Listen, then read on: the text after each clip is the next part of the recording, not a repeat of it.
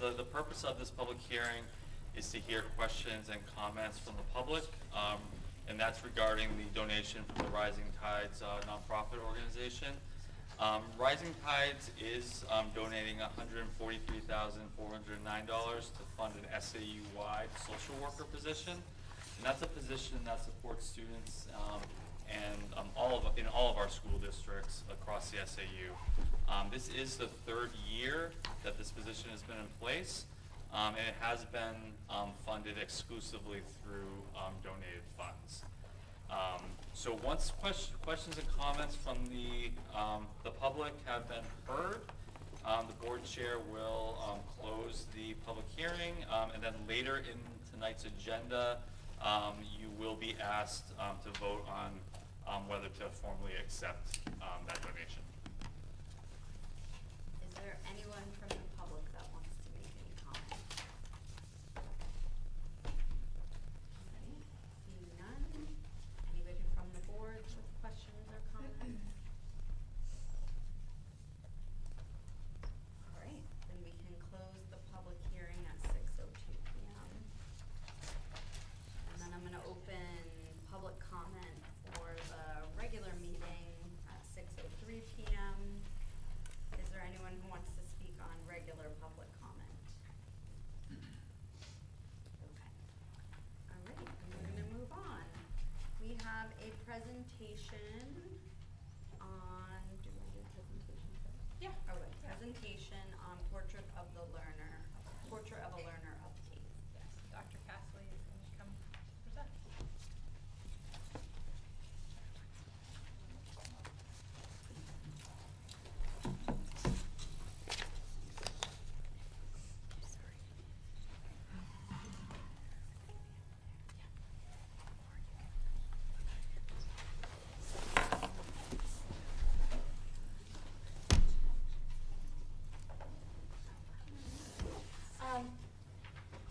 Welcome to everybody this evening, and for those of you for whom I have not met, I am Shay Castley, the Director of Curriculum Instruction and Assessment for SAU 21. So welcome to the Joint Board. Very nice to meet all of you. So we asked the building principals to provide us with updates on their work for a Portrait of a Learner. You know, there are 5 pillars. Each principal provided a slide, one for each of the 5 pillars. And so I'm going to, as I go through this, I'm not going to read all of the words on all of the slides. I will simply pick out a highlight on each one to kind of just highlight, talk about. You do have access to this in board docs. So one of the pillars is mindsets. In Seabrook Elementary School, one of the goals that they have is that students will develop proficiency using the CARES competencies. And CARES competencies are put out by Responsive Classroom. And they are working very hard in their circle time, their morning meeting time, and they have different initiatives throughout the building that go along with the CARES program. This is a picture of the kindness box. So whenever a student or staff member sees somebody being kind, they can note it on the note card, put it in the box, and then the student is recognized for their kindness. At Seabrook Middle School this year, there was a partnership with the Brown Center, and the Brown Center came in and worked with students and staff around helping students develop the ability to become independent and curious learners with self-reflection, problem solving, and compassion. And some of the things that the Brown Center did was a lot of modeling during advisory for teachers and for students about how to incorporate meaningful play, games, activities into that advisory period. The Brown Center also helped staff plan the entire field day, the whole field day events. In Northampton School, for Mindsets, one of their big initiatives this year was all around executive functioning. And this is a research year for them where staff broke up into different committees, tackling different pieces of the executive functioning research. and they presented to each other, and next year is choosing different pieces of executive functioning to actually implement and use with students in classrooms in order to promote independent, resilient growth in all students. At Lincoln Ackerman, they also did a lot of work around developing a growth mindset. One of the ways they did this was by bringing guest speakers. Two of the guest speakers, one was Nick Garrity. He lives here on the Seacoast, and he comes and it does an interactive presentation for all students around different ways to display and develop that growth mindset. They also had Katie Powers come. She lives in New England. She is a Holocaust survivor, and she talks to students about overcoming challenges. Mindsets in Southampton. One of the highlights for them was the Let Grow project, in which they're trying to have adults step back and allow students to take center stage in a way to solve their problems proactively, to organize their play on their own without adult interference. They also highlight a lot of their experiential and outdoor education projects and activities that they did.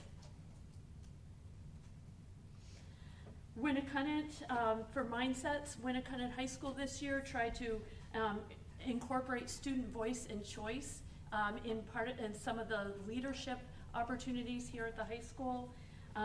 They really encourage the students to get involved with curriculum decisions. Students have proposed different courses. They present their ideas to the leadership team, to the department heads.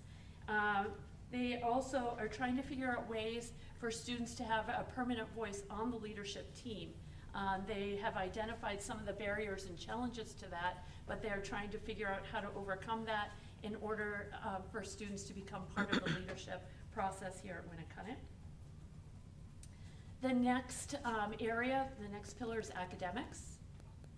And Seabrook Elementary School, they have really reached out to a couple of consultants. Early literacy has been identified as an area of need.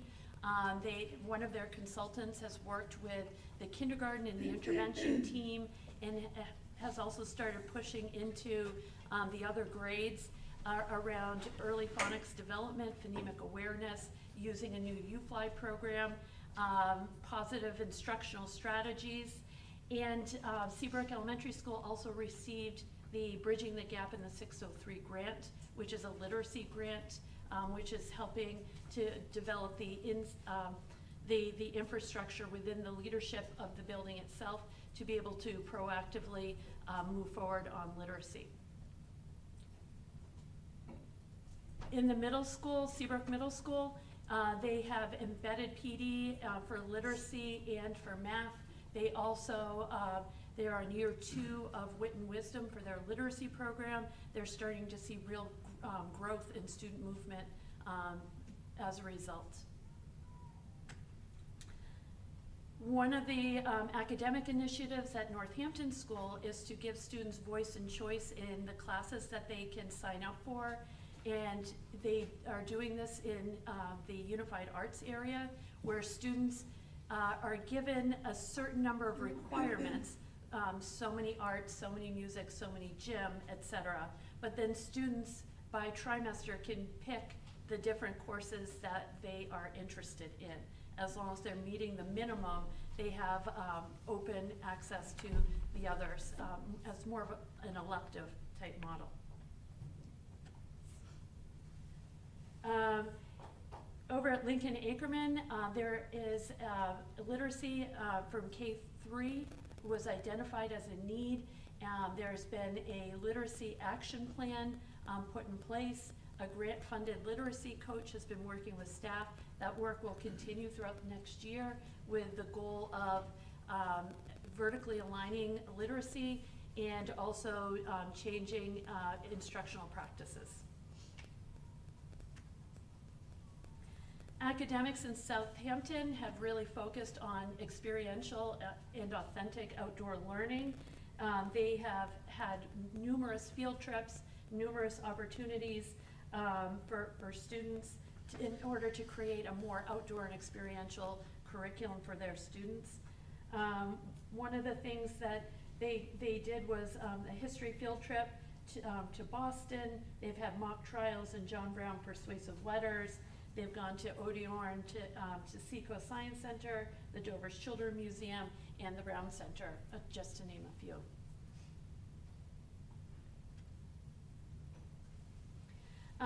At Winnacunnet High School, they continue in academics to work on competency-based learning and curriculum development. Embedded PD focuses on alignment and data-informed decision-making. The science NGSS work was a priority, and freshman and sophomore science classes are more closely aligned. And staff in math and English departments are looking at data in order to assess the effectiveness of freshman English, algebra, and geometry, those opening courses for freshmen. Community engagement is a third pillar. All of our schools do a great job in engaging with the community. In Seabrook Elementary School, there is a goal that students will participate in at least one service learning project, presentation, performance, concert, or similar activity, and they're tracking that by participation records. At Seabrook Middle School, students have regular opportunities to practice civic engagement through local, regional, and national organizations. They've adopted a section of Seabrook Beach. They participate in monthly beach cleanups. The UNHC grant comes in every fall and does marsh field work. There's family exhibition night, math festival, in which older students were working with the younger students in the Seabrook School District around math games. Northampton, they have their maple sugaring shack now. So the 4th grade educated their entire community on how to make maple syrup at their first ever maple sugar shindig. Their students also participated in their own March election, and the 1st grade celebrated the 100th day of school with a gather food drive. Lincoln Ackerman, they have a strong focus on service work. Mission Impact is a service club. They do Coats for Cocoa, monthly nursing home visits, a food drive, reading buddies.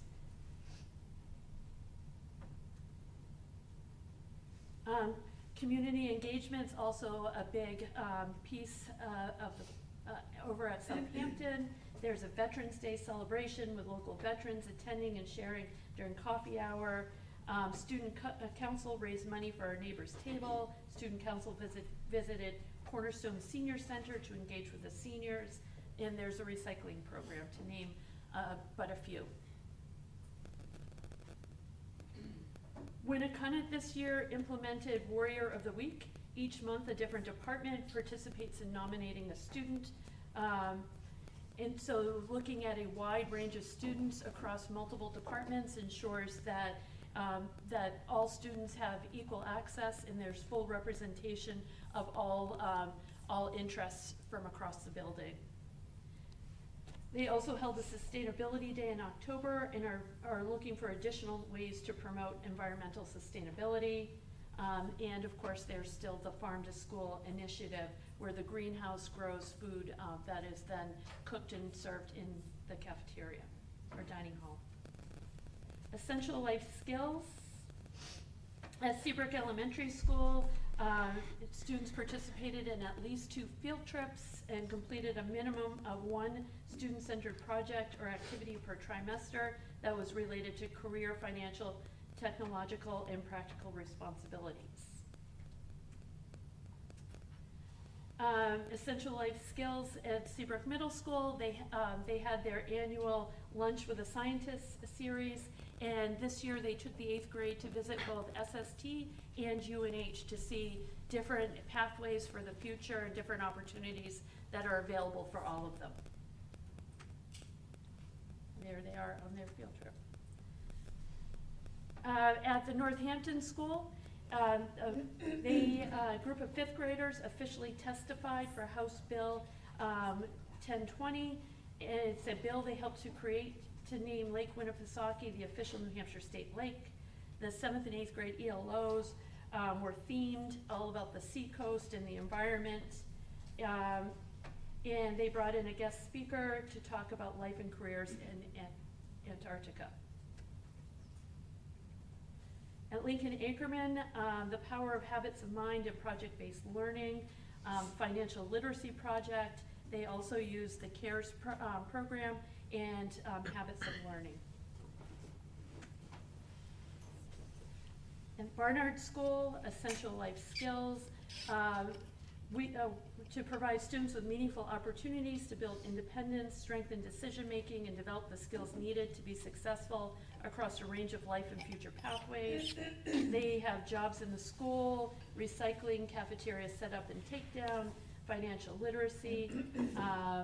They intentional practice with public speaking, opportunities for productive struggle and independence, healthcare symposium, and weekly DARE lessons. Again, just to name a few.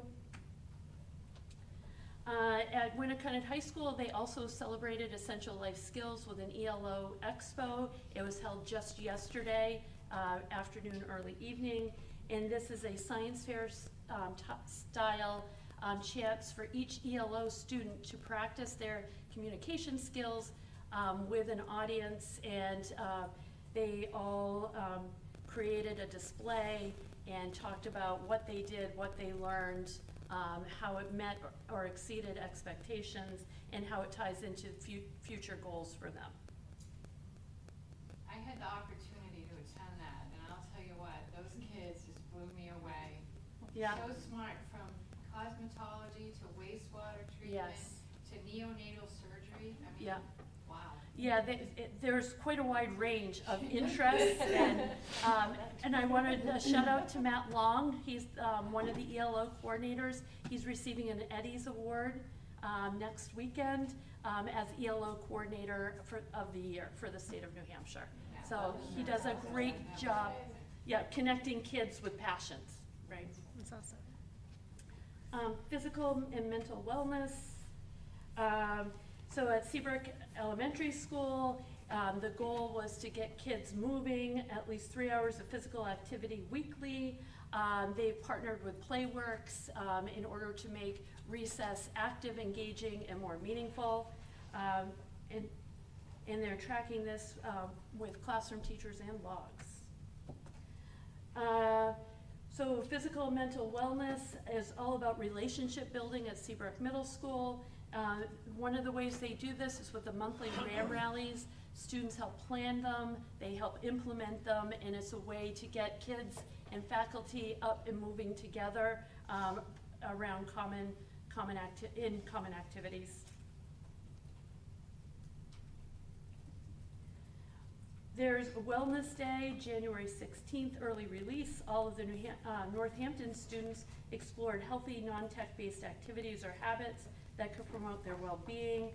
Took a lot of volunteers from the community to help make that happen, and there's a list of different things that they engaged in. Everything from yoga to snowshoeing to comic book making, board games, dancing, planting.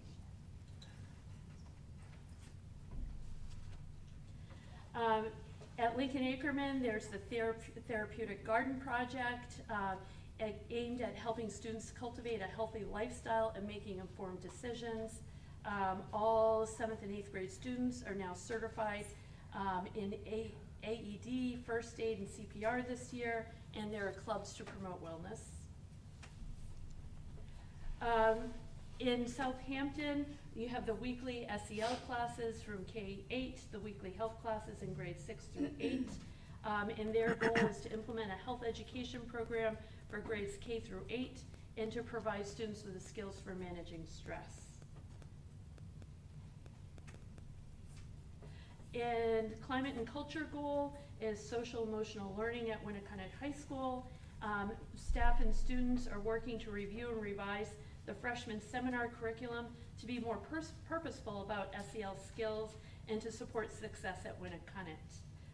And they're using NAMI as a resource to be part of these discussions. And that's all. Any questions?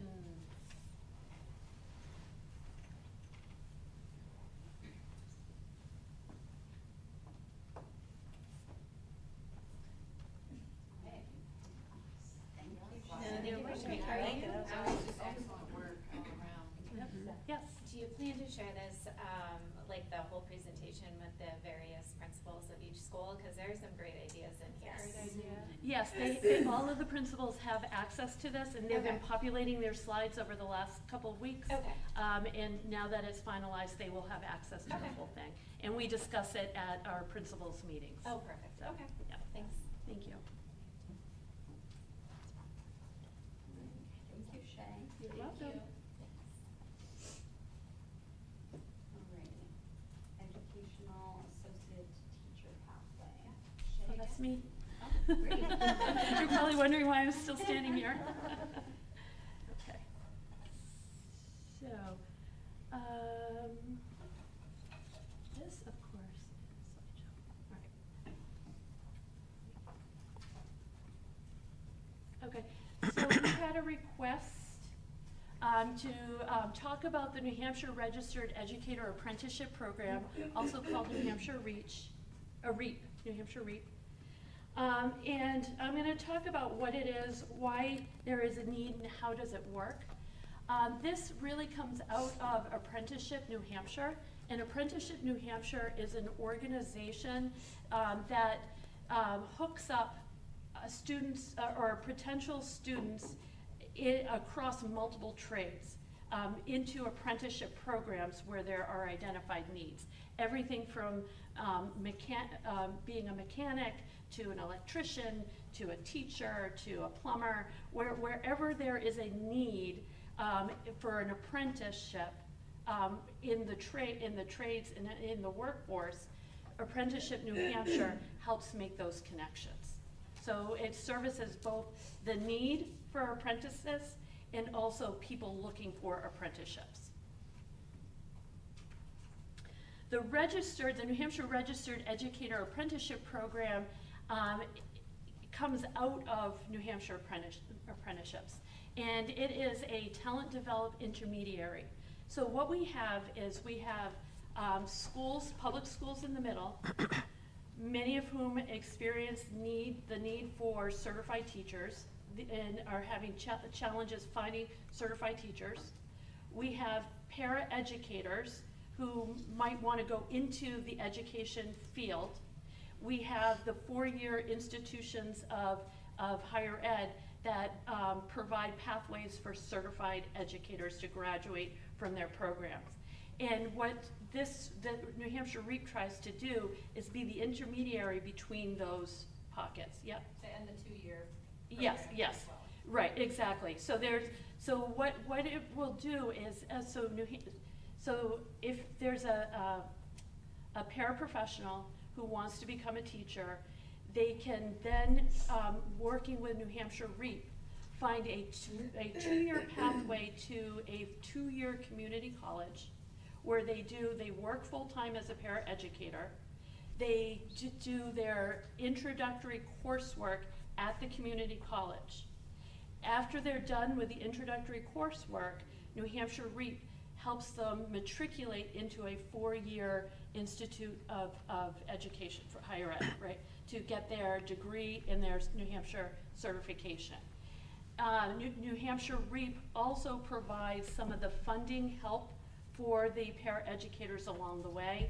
They help provide support for the school systems. They help provide support to the community college and to the Institute of Higher Ed. So they kind of exist in between all of these other spaces. So they can help the educator identify those preparation programs. They can help them matriculate into the 4-year. why this is important. I know many of you have already had conversations in your districts about openings and the difficulty to find qualified, certified paraeducators, qualified, certified teachers. And this is the data on vacancies by region. And teacher vacancies in the state of New Hampshire in 2024, there were 419 unfilled teacher vacancies. Related service providers, 143, paraprofessionals, 668. So we have a real need in New Hampshire to provide some of these alternative pathways. Another statistic is the average age range of New Hampshire teachers. About a quarter of all New Hampshire teachers are age 55 and over. So we are going to be retiring soon. I count myself in that group, not retiring yet, but getting there. So it's very important to have a pipeline of qualified individuals. So again, the pipeline for future teachers is diminishing. Enrollments in educator preparation programs across the state are down from 30 to 70%. This reason is twofold. It's very expensive to graduate from high school and enroll in a 4-year program where you are going to graduate and be paid a teacher's salary. And a lot of people don't want to, rightly so, accumulate the debt that comes with that. We also have educator prep programs are very expensive departments to run because when we put interns out into field placements, the numbers are very, very small and they take up a lot of resources, time, and money in order to do that, to oversee them. So the 4-year programs themselves are shrinking and eliminating different pathways because they're not profitable. The average undergraduate student loan debt in New Hampshire is $39,415. And the New Hampshire REAP program can help meet some of the workforce needs. These are the collaborative partners. So New Hampshire Apprenticeships comes out of the U.S. and New Hampshire Department of Labor, the Department of Education, New Hampshire School Administrators Association, and so on. So currently there are 5 cohorts in a registered apprenticeship program. You have Manchester, they have 21 people in their apprenticeship program working as paraprofessionals in the school district of Manchester. Concord, Lebanon, SAU 21 in the North Country, we have combined 65.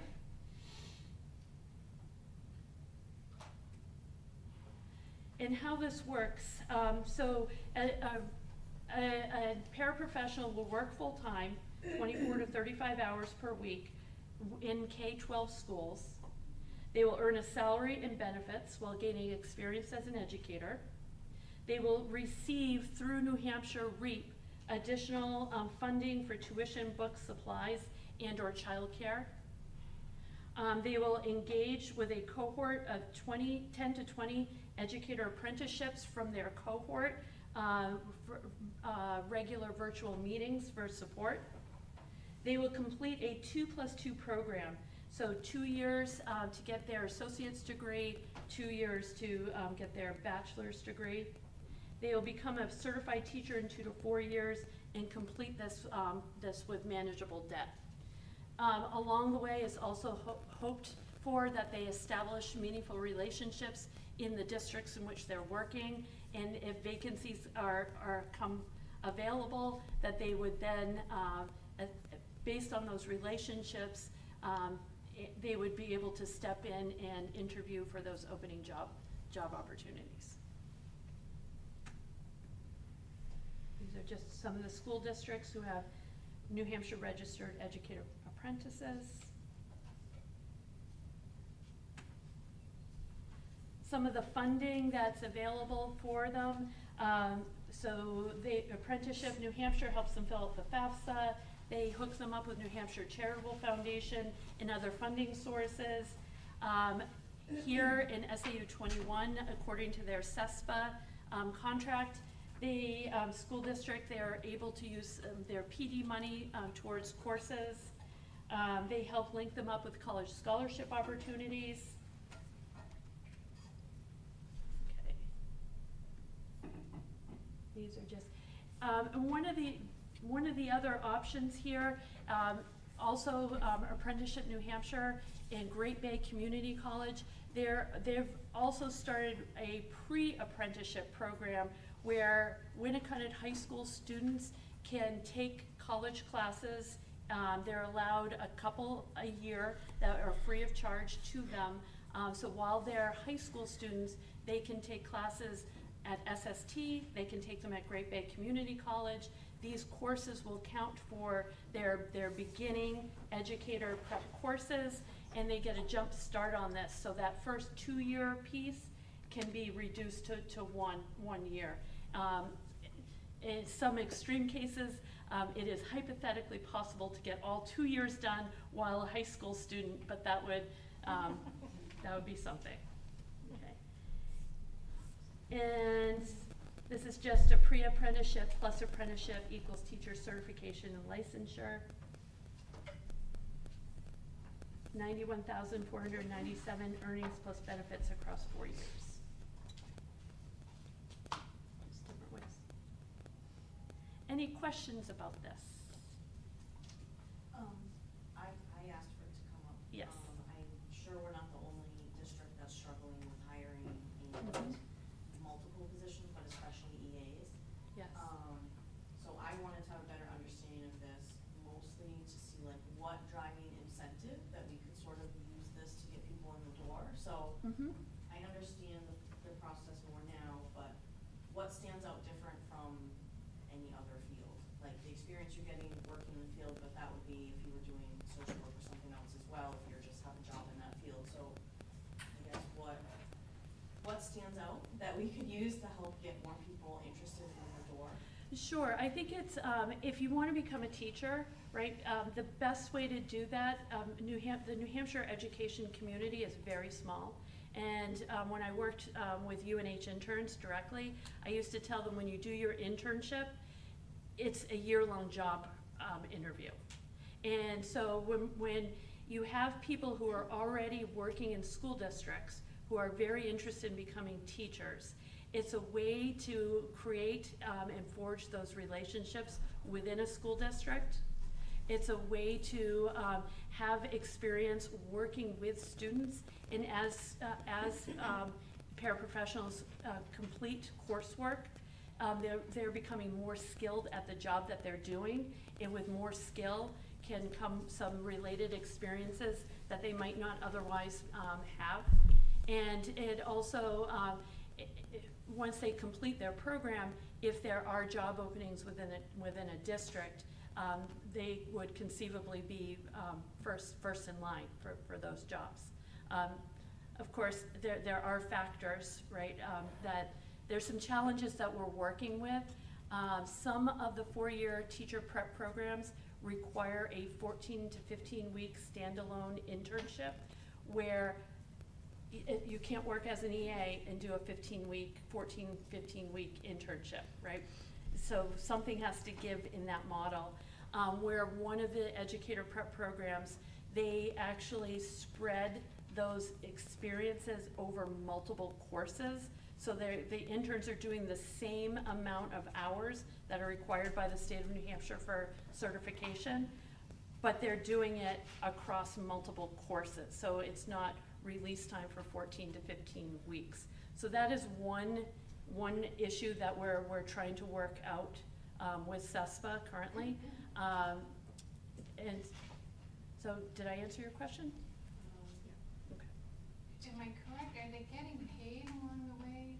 So while they're working as a paraprofessional, they are working full-time. And if they're receiving benefits, if they've elected for benefits, they're getting their pay, they're getting their benefits. Okay. They are able to access PD funds to put towards coursework while they're working full-time. Well, so if I was a salesperson, Mhm. which I am, I would say, here's an example where you can work and study in your field. Yes.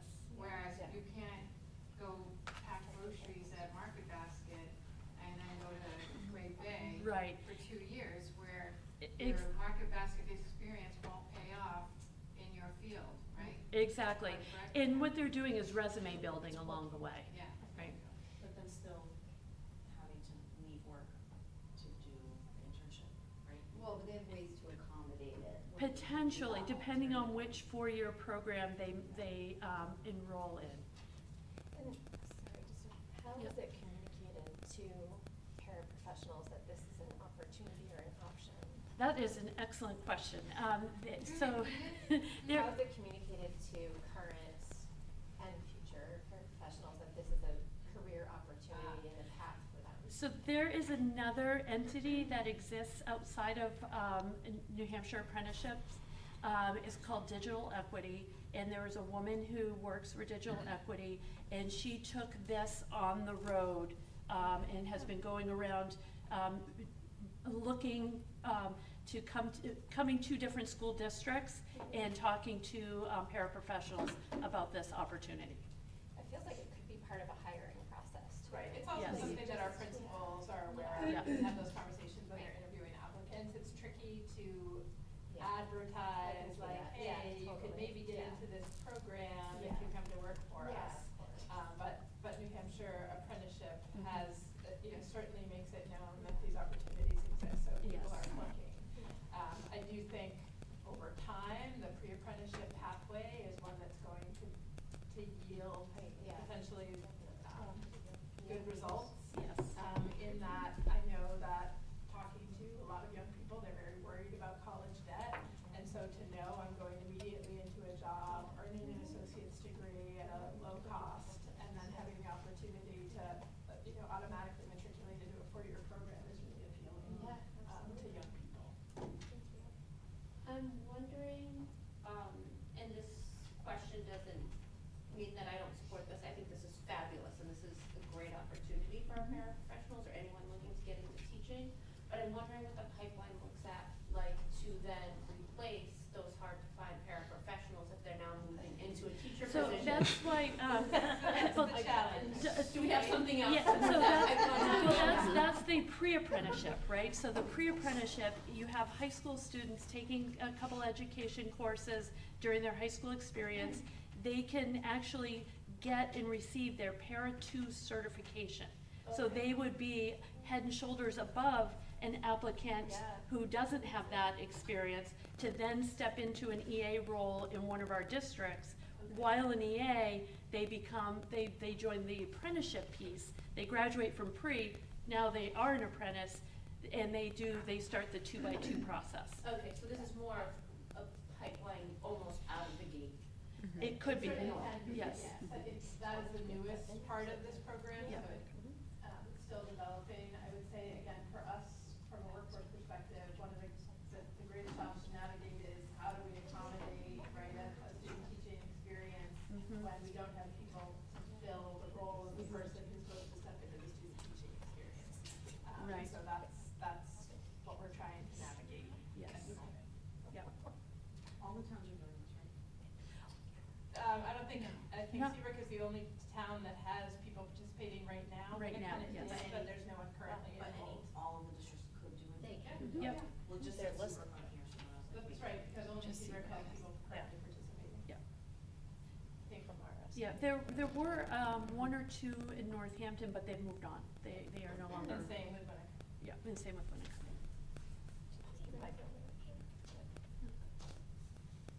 Any other questions? Thank you. All right. Thank you. Thank you. Thank you. Alright, so we're gonna close public comment at 6:40. And then we're gonna move on to approval of the minutes. So if someone can make a motion for the March 30th joint board meeting minutes. Unless there's questions or concerns. I'll make a motion to approve the minutes as presented for the March 30th, 2026 regular meeting. Second that. Thank you. All in favor?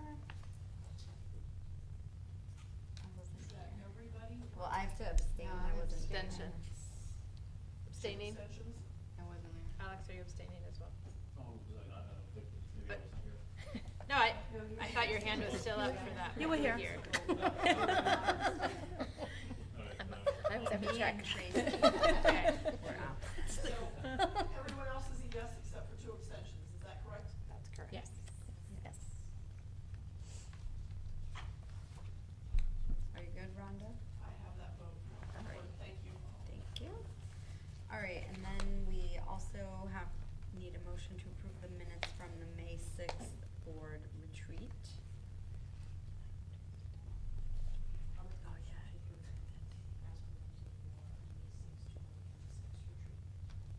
Seconded. I love the cookies, it was great. All It in, was very productive. that's good, all in favor? Okay. And a couple abstentions. Do you wanna do abstentions by Yes. hand? Abstentions by hand, so I can see. Okay, I have Desiree, just gotta find her here. This is like Renee. Lisa and Lauren. And Alex. And Al. And Alex.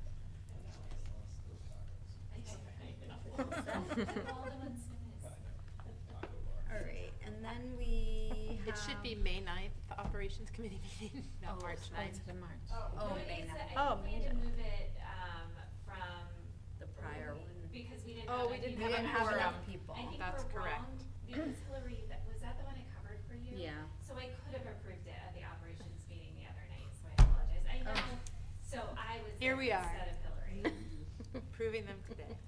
All right, well, let's see, Becky, Lacey, no, it says Hillary was there in the notes. She wasn't though, it was me. Well, you were at the one we just had. Right, but like, But she- I stepped in, I was her. She filled in for me for that one. Yeah, for that one. For the March one. Yeah. Okay, so then we don't, well, we have 3 of So then- us here then. Right, which is fine, except that if it's the It's case that Lisa wrong. was filling in, the minutes are incorrect, because it lists Right. Hillary as an I attendee. have Yeah. Hillary is attending that meeting. Yes, I was there in spirit, but I wasn't there. she really wasn't there, I promise. March. So- was there with I Spirit. actually So, got we will- into my- Yeah, we'll have to correct those. Yeah, okay. So we can make that with, you can approve it with the amendment, Sure. and the amendment is to remove Hillary's name. And place me. I'll make the motion. So I'll make a motion to approve the minutes as amended with removing Hillary Brown and replacing with Lisa Gigalis for the March 9th, 2026 Operations Committee meeting. Is there a second? A second. Who seconded that? Gisella. And then only eligible to vote is me, Gisella, and Yes. Lisa, so all in favor. And Casey. Oh, sorry. Oh, No, Casey No, wasn't there. it was Lacey. I know. We're working hard. You can tell me it's the end of May. Lisa, Sliding into Gisella. Gisella. And that's it. got it. Thank you. Great, thank you. All right, moving on to the acceptance of the Rising Tide gift.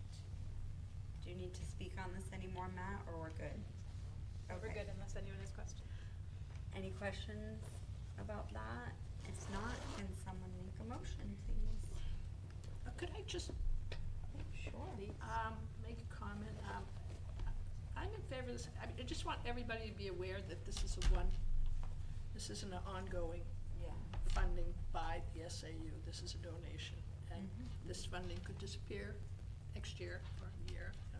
So as long as everybody knows that, I'm good. Yes, we are fortunate to have the support of Rising Tides, as Matt indicated earlier, and they are on the list with the Brook, and so we've been fortunate that they've been able to garner enough money each year to be able to support this position, but you are correct, there's no guarantee that that will always be the case. And I think Does a too, wonderful job, too. She Oh. spends a lot of time in Seabrook, and she does. Oh, no, I'm fine with that. because we have new members, and I just want to make sure Yeah. everybody I is think aware of that. when we hired this position, the person that we hired, we let her know that this was Absolutely. Right. Year to annual, year. like, we're gonna have to Yes. rely on this funding for your employment. That is And correct. this is the 3rd year. Yeah. Yeah. Or otherwise, we have to put it in the budget plan, correct? So motion, may I? Oh, sure. Okay. Motion to accept the amazing donation of $143,409 from Rising Tides to fund the full-time social worker for the 2026-27 school year to serve the SAU 21 school districts. Second. Great, all in favor? That looks like it's unanimous. Looks like it. All right, get that vote recorded as well. Thank you, Rhonda. All right, finance report.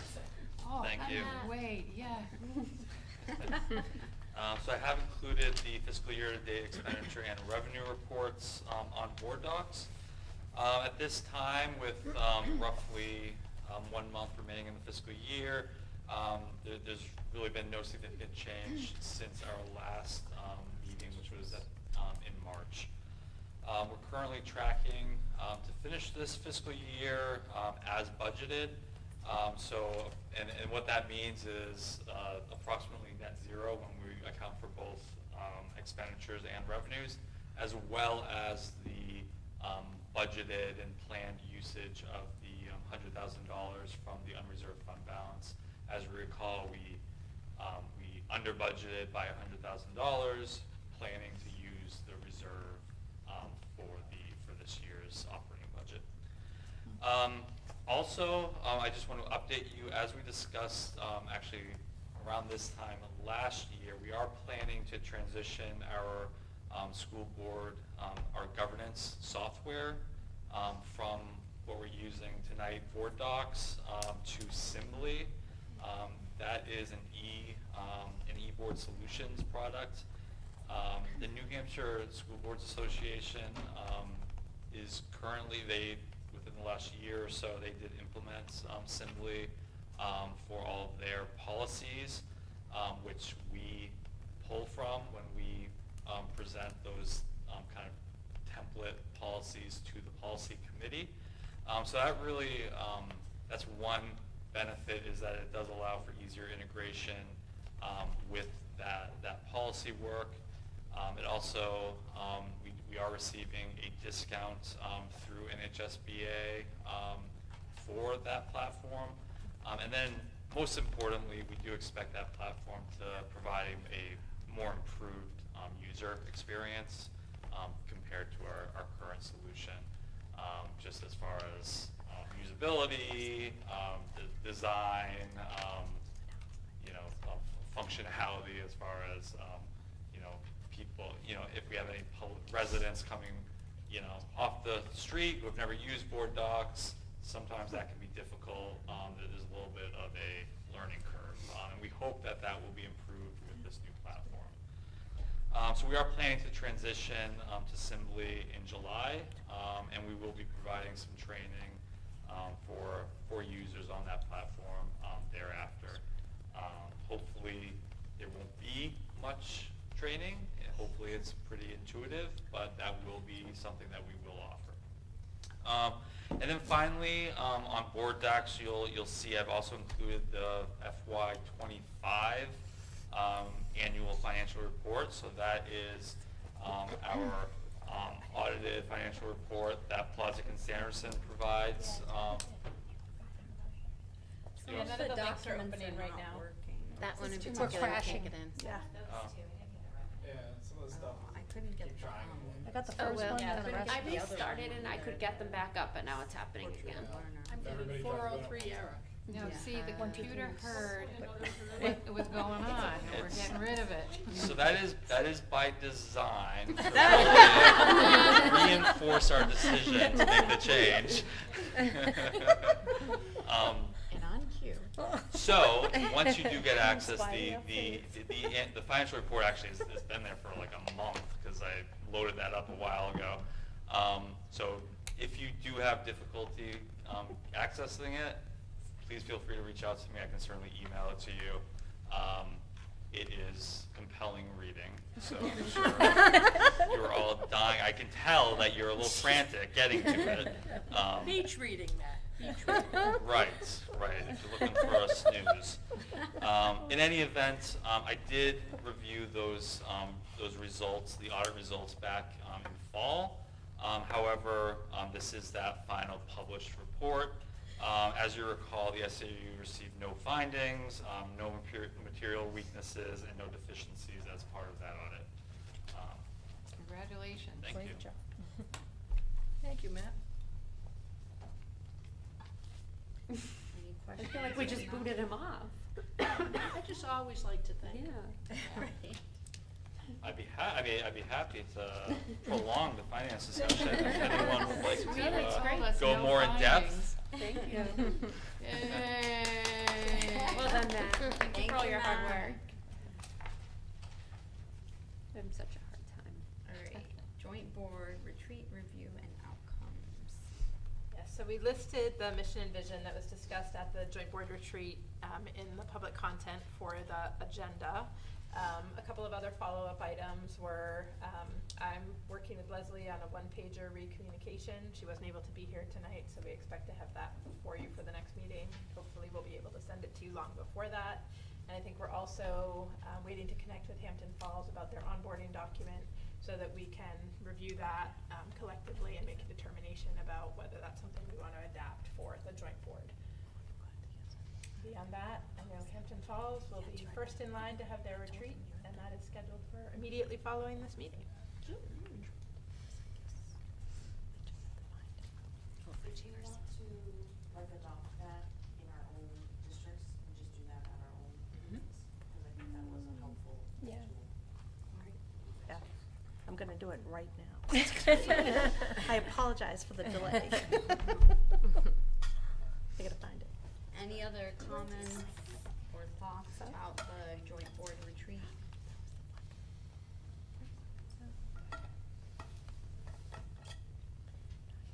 I thought it was great. Board. This Here, time but I was thought that- it was really, really good. Yeah. I thought it was awesome. Yeah, you did She a great did. job. You did a great You job. really did. All right, nothing else on that? All right. Best Buddies Friendship Walk. Were you speaking on that? I Laura? was, yeah. Am I supposed to sit Yeah, or? no, you can sit. Hi, guys. I just wanted to share about the Best Buddies Friendship Walk. Some of you may or may not know about it, hopefully you do. But it's June 13th in Exeter. I helped start this walk 4 years ago now because I really wanted my son to grow up in a community, in a world where he knows he belongs, and I think that's important for everyone. I'm just a volunteer. I do not work for Best Buddies. I have some talking points that they want me to talk about, but I feel very passionately about the work that they do. And the walk is, for those of you who haven't been, Desiree's been many years. It is such a fun celebration of community, of belonging. We have about 400 walkers. It's not even a mile. It goes through downtown Exeter. And this year we have 17 businesses doing fun zones along Water Street. Churchill's is kindly a fun zone as well. And so the fun zones are really just about cheering the walkers on. The local businesses really come out and support, and they give out little giveaways. We give backpacks, so the kids get to get little fun items from the community, and it's just been so impactful and important to see how the community rallies around this event. So it's its 4th year. Best Buddies was founded by Anthony Shriver in 1989, and its mission is to reduce the social, physical, and economic isolation experienced by people who have intellectual and developmental disabilities. It operates around the world today. It creates opportunities for friendship, leadership, employment, and inclusion. But I think what's meaningful here is the impact in schools. And so Best Buddies programs in schools, and actually Winnicott is one of our strongest chapters in the state. They do an absolutely Chapter of the year outstanding- last year. Yeah, chapter of the year. Not to brag. Yep. Yep. They do an absolutely incredible job. And the school programs really create opportunities for students with and without intellectual and developmental disabilities. And it's all about creating genuine one-to-one friendships and meaningful inclusion.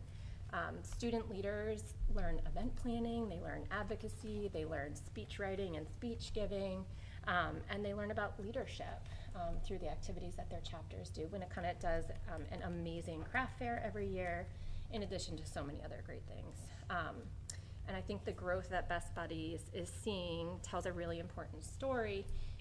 There's 52 chapters across the state, which is really, really huge. And I think what that shows is that students are looking for these kind of opportunities to really be a part of inclusion in meaningful ways and to really learn how to do that and how to connect with each other. And I think that, in my opinion, these programs build stronger communities for everyone. And I think as educators and school board members, the academics are so important, but there's also the community piece, right? Because we're all going to become citizens of the world. And so I think what Best Buddies does really well is teaches people how to do that in an inclusive way and really celebrate everyone. So that's my spiel. Hopefully you guys can come to the walk. If anybody wants information about Best Buddies, I can introduce you to the state director and the school director. You can ask me. Again, I don't work for them, but I have been a volunteer for a long time. The walk is really great. It is my family's one of their favorite days of the year. It truly is. They keep asking me when the walk is happening. I've been to the walk every year. I'm happy to be serving on the committee with Mariah this year. But there really is no party like a Best Buddies party. It is so much fun, and just to see the community come out and all the teams that come out from the schools, it's really, really beautiful. And it's a truly like dance like no one's watching environment. They really party. So if you have the opportunity to come and just see the party or join a team, it really is a phenomenal community event. It's really great. Yeah, thank you. And Desiree, she has always supported behind the scenes, but this year she joined the committee, which has been so helpful. So thank you. I love Best Buddies. I was a buddy myself, and the friendships are just absolutely incredible. But the walk itself is very, very fun. So you should come. Yeah. And spread the word. Yeah. Thank you. If you don't mind. Yeah. As noted, the high school has a chapter, and Mackenzie, who is the state director, will be attending a principal's meeting. She's asked to come in the fall to share the information with our other schools. Thank you for the opportunity to talk about it. All right. Thank you, Mariah. Thank you. May I talk about one thing before we move to future meetings? So, for those of you who've been following HB 751 regarding open enrollment, the Committee of Conference has been postponed a couple of times this week, so it's still pending. That said, if it goes into effect, it would take effect for the upcoming school year as currently authored. So those of you who served on the policy committee last year will remember that at an early policy meeting we talked about a policy that would include some information regarding capacity of our individual schools. So our principals have been working on, and will be continuing to work on tomorrow, capacity documents for each of our districts. If this bill moves forward, we will likely be trying to add them to your June agendas for board action, so that you have a policy in place to guide you in making determinations about capacity, because those would be required potentially as early as July if this moves forward. I have a quick question. I know that one of the amendments, I was unclear on it. It said a cap of 500 students. Is that per district or per school? Statewide. Okay. Yeah, that would be a statewide cap. Of 500. In the current version that is before the Committee of Conference, there would be a statewide cap of 500 students in the first year. Okay. If that cap, if you come within 20% of that, then, or you reach that cap within the first year, then it goes up by 20%. That's what was so the next confusing year me. would be 625 students would be eligible. If Okay. you don't reach that cap after the first 2 years, the cap goes away. Okay. So it that's is also confusing. confusing. Thank you. For I read clarifying it my a couple of confusion. times, but yeah, I can validate your confusion. Okay. Significant changes from the version you may have been following much earlier in the legislative season would be that individual districts it's the sending district, right? So if a student is leaving your district to go somewhere else for school, the sending district would only be sending their adequacy funds, and the state would be supplying roughly another $5,000 to the receiving district out of state funds, the educational trust funds. So that is what the current proposal is. What is not addressed in the current version remain some of the challenges regarding special education that we've discussed at our legislative sessions. So up to 500 students. Statewide. Statewide could use the program. Correct. So, that's So- it. Okay. Yeah, so the state is saying we would spend $5,000 times 500 students in year one, and then that would increase by 20% a year if the cap was reached. So, stay tuned for your updates.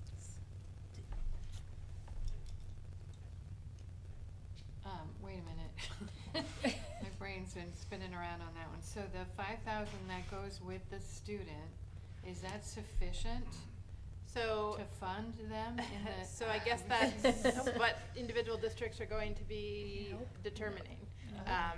That is what is proposed by the legislature. Right. You would get the adequacy funding, right, the roughly $4,600 per pupil, plus the state would supply an additional $5,000.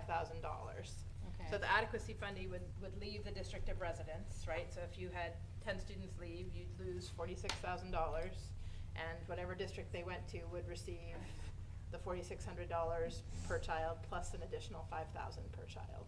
Okay. So it's still less than the state average cost per pupil by a fairly significant margin.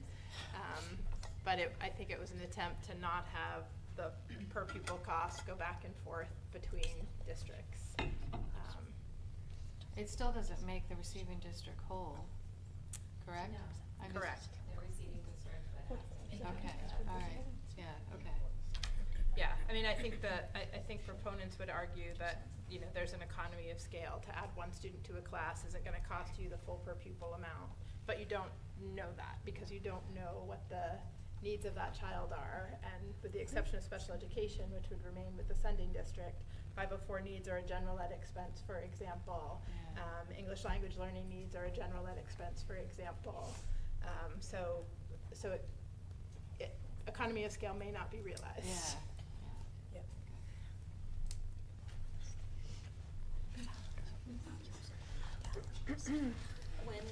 When did it get rescheduled from Monday? Tomorrow. Or Tuesday? It was rescheduled to today, and Yeah. now it's been rescheduled to tomorrow. And one of the senators who was previously on the committee is being replaced by a different senator, is what I saw in the update today. So these are ongoing meetings, but they haven't finalized their Ongoing committee of report. conference, it was originally scheduled to meet Tuesday, and it's been postponed 2 days in a row. So, in theory, it will meet tomorrow, but that could change as But well. they may not come to a Correct, agreement. they may not. Right. But if they come to an agreement by June 1st, then come July 1st, again, as currently written, we would have to have capacity information posted on our websites for each school. Was the senator who was replaced pro or for? I don't know. Okay. It was Senator Prentice who's been replaced by Senator Perkins Coca. Oh, So. no, she's from Portsmouth, okay. If they don't agree by June 1st, then does it get postponed? Oh, no, then you've still got the month of June, Oh. so it could still go into effect Just for have less July. Yeah.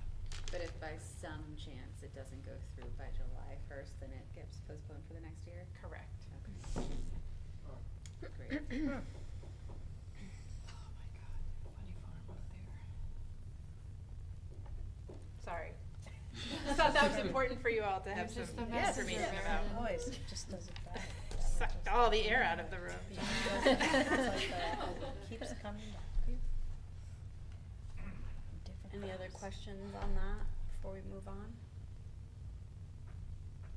Okay, so we'll go to the 2026-2027 school schedule of board meetings. So It's here. Rhonda has made us a full schedule of all the meetings for next year. Yep, we've tried to list all of your budget meetings, that way you can look at this, you know when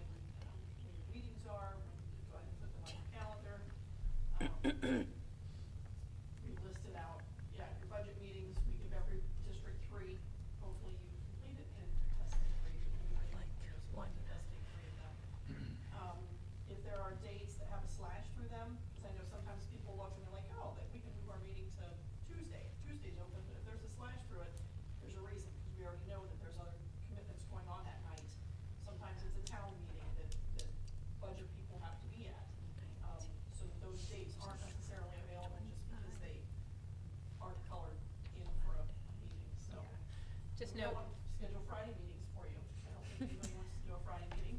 No, thanks. No, appreciate that. Just note, November, December, and January, there are basically no open nights during the week for Matt and I in particular, but, you know, if things arise, the sooner we know that, Yes. the better able we are to manage that, because it will mean sort of splitting ourselves and our resources, so we try to navigate that carefully, but things happen, so we understand. What's the bright turquoise mean? Oh, there was, if there's a bright turquoise at the beginning, those are meeting dates that are not your normal meeting date, just to kind of call that out, because we try to give everybody time in August. We found historically, nobody wants to meet that first Thursday of August, because they're still on summer vacation schedules. So we try to push them later in the month. I do understand that means for a couple of boards, you're gonna have meetings like 2 weeks, you know, that was gonna happen, then 2 weeks later, you're back on schedule for September. But school has started, so there will be, you know, some info that people usually like to have. Yeah. And like I know Seabrook has a couple of them, it's because it falls on Election day. You know, you can't have your meeting on an election day, so we bump it to another one. I think it's, you know, that's what the bright turquoise is, just kind of letting you know, normally you're the first Thursday, and you're not gonna be that one, you're the second Tuesday. And just keep in mind that there will be some additional meetings, for bargaining the teacher's contract as well. Hopefully that will be limited and earlier in the school year, but that on occasion can be protracted. That's usually in September, is that right? I think we'd like to even start in August, but yes, around that time frame, August, September. I think I asked this earlier, but I can't remember the answer. If we have some dates on here for Hampton Falls that, as an example, our meeting in August is the 25th, does that give us ample time to approve the handbook? Yes. Yes, We okay. made sure that you would all be meeting the week before school starts. School Okay. is actually starting on Monday this coming year, so I think it is the 31st. Yeah. Yes. Yeah, you guys, because we want all of you, there's things that have to be done and in place before school starts. Right. So. And then the other question, as a board, if we see in January we have 2 meetings, can we condense them? That's our choice in our meeting, not here. Yeah. Okay. Yes, I Yes. believe so. Thank you. 'Cause you Yeah, guys one of have a them public is hearing. one of them is your public hearing, but yes, the boards you can collapse that. By law and policy, you're only required to meet every other month, but there are often other items that you need to attend to on a monthly basis, whether that's personnel or financial policy. I will say the public hearing dates. Those are the set, deliberative right? Session dates, those are kind of, you know, there's a whole It's the 11th. puzzle that has to be put together to make those fit within the statutory requirement. You know, it's kind of crazy, like the third Saturday before the last Monday prior to the election, just weird things And like the full that. moon, don't forget the full moon. Yeah. Because Nancy and I literally sit down, we spend a couple of weeks before that before just trying to count those days, make sure they fit, work around all of them, and have everybody's budgets done by the time your towns need them. Yeah, there's a very scary method to the madness. Thank you for Glad we putting don't have this to together. watch that Yeah. show. Thank you, Ron. Yes, Yeah. that's so much. It is. Yeah, so she will be Rhonda sending you. offered for me to join, I did. and I politely declined. I'm Party very pooper. confident in Rhonda's. So at your June meetings, your individual boards will be adopting your own budget calendars, which are in addition to some of this. And once those are adopted, Rhonda's gonna send you a barrage of calendar invitations. Calendar invites. Blasted. Your phone will just start, you know, if you tune on your phone or wherever, it'll be ringing quite wildly or consistently for a while. I think we figured out we schedule over 100 meetings when we do this. Oh, wow. that's crazy. That's bananas. So it's, I know things come up, people have to move things, but just, you know, this is why we try to give it to you well in advance so that you have it. Yeah. You know, Mhm. so, as best you can. All right. So the next upcoming meetings are a ways off. almost 6 months. The operations committee will meet Wednesday, October 7th, and the joint board will meet again on Monday, October 26th. And then we will need a roll call motion to go into non-public.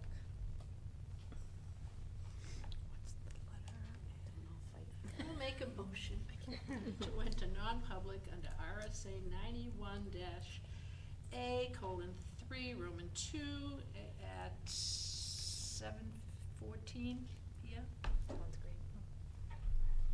Is there a second? Oh, I'll second. Gisella. Right, non-public